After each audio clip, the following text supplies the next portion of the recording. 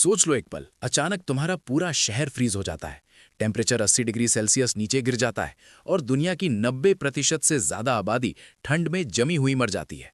हफ्ते भर की इस भयंकर ठंड के बाद जो लोग अपने घर में जिंदा बचे, उनका पानी और बिजली भी काट ली जाती है। खाना नहीं, गर्माहट नहीं, सब भूख से तड़पते हुए खत्म हो जाते हैं। सिर्फ एक बंदा है जो इस सब के लिए तैयार था, आराम से जी रहा है, और जिन लोगों के पास उसकी कीमत अदा करने के लिए पैसा है, उन्हें थोड़ा खाना दे सकता है। लेकिन ये कीमत बहुत महंगी है। सब कुछ एकदम से ऐसे शुरू नहीं हुआ। साल 2050 में एक स्टार एक्सप्लोजन की वजह से जमीन एक आइस एज में घुस गई। जैंग ही वॉलमार्ट वेयरहाउस में काम करता था, इसलिए बहुत खाना जमा कर लिया था। लेकिन एपोकलिप्स में वो लड़की जिसे वो पसंद करता था, अपने कुछ पड़ोसियों के साथ उसके घर में घुसी और पूरा खाना लूट ले गई।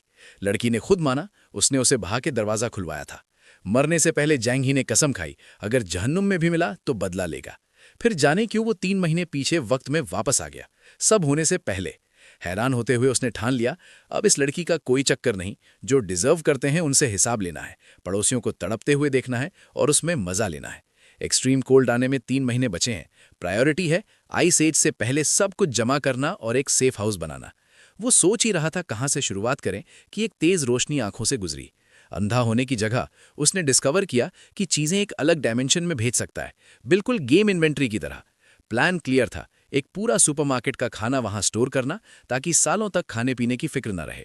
3 महीने बाद ये सब नसीब नहीं होगा सोच के जैंग ही पहले एक लग्जरी रेस्टोरेंट में गया, खुद को खिलाया, 50,000 कोरियन वॉन खर्च किया क्रेडिट कार्ड पर, क्योंकि 3 महीने में सब प्रॉब्लम्स वैसे भी खत्म हो जाएंगी।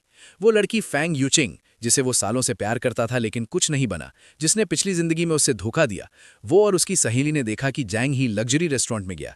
सहेली बोली, ये लूजर तेरे लिए सब करता है, लगता है अब अमीर हो गया। जैंग ही दिल में सोचता है, पिछली जिंदगी में ये सीधी साधी भूरेपन का नाटक करती रही और अंत में सब लूट के चली गई। अभी तो जी चाहता है मगर जेल जाना नहीं तो दुनिया के अंत तक इंतजार। जैंग ही ने बैंक कार्ड निकाला और पूछा, सुपरमार्केट चलें शॉपिंग करने। दोनों को कैरियर बना के सब कुछ खरीदा। अंदर से ठंडा हंस रहा था। दोनों ने सोचा फायदा उठाएंगे। उन्होंने पूछा, इतना खाना क्यों? उसने कहा, क्या पता कब एपोकलिप्स आ जाए, तैयारी अच्छी होती है। दोनों कंप्लेन करने लगे कि वो खुद कुछ नहीं उठा रहा, बड़ा एहसान कर रहे हैं, अब एक फैंसी डिनर तो बनता है। जैंग ही अंदर से ठंडा मुस्कुराया, एक दिन मैं इन्हें बहुत अच्छे से ट्रीट करूंगा। वो दिन मैं भी देखूंगा। मार्केट के बाहर उसकी मासी लिन अपने पोते के साथ मिली।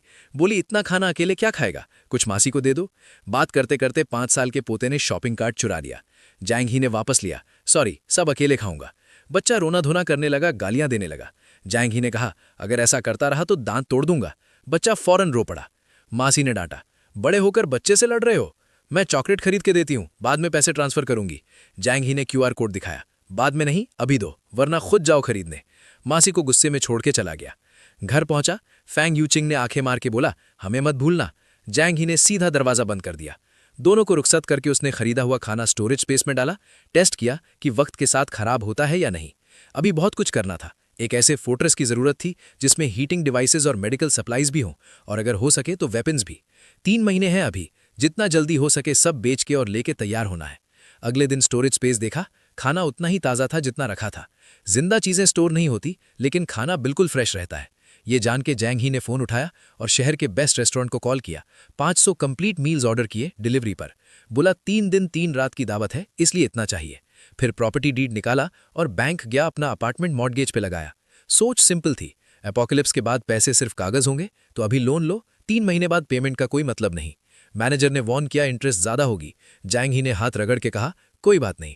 9 मिलियन लिया, 3 महीने में 30 मिलियन या घर और गाड़ी जाएगी। लेकिन वो जानता था 3 महीने में कोई पेमेंट नहीं होगी। फिर शहर की बेस्ट सिक्योरिटी कंपनी गया। मैनेजर ने पूछा, क्या चाहिए? जैंग ही ने सेफ हाउस का आइडिया शेयर किया। मैनेजर ने कई प्लान्स दिखाए, कोई पसंद नहीं आया।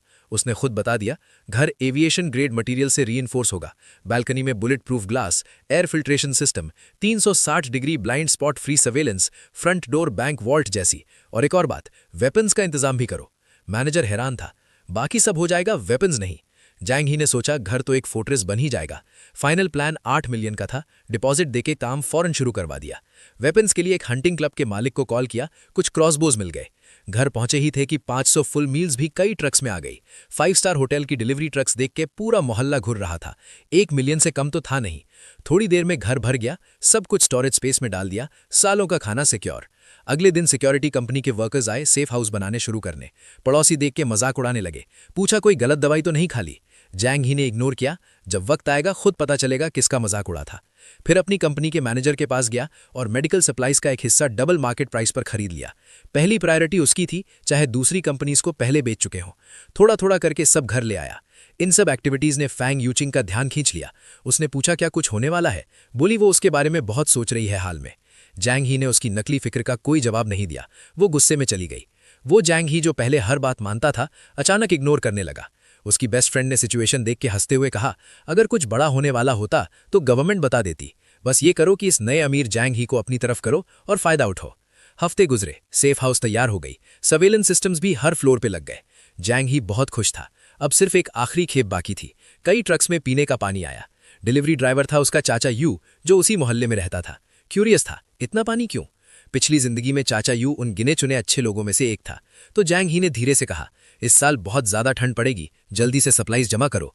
चाचा ने पहले यकीन नहीं किया, लेकिन जैंग ही का गंभीर चेहरा देख के सीरियसली लेने पर मजबूर हुआ।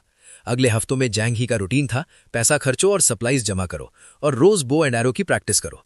सिर्फ 3 दिन बाकी थे एक्सट्रीम कोल्ड में। मौसम पहले ही अजीब होने लगा था। आखिरी दिन आ गया। जैंग ही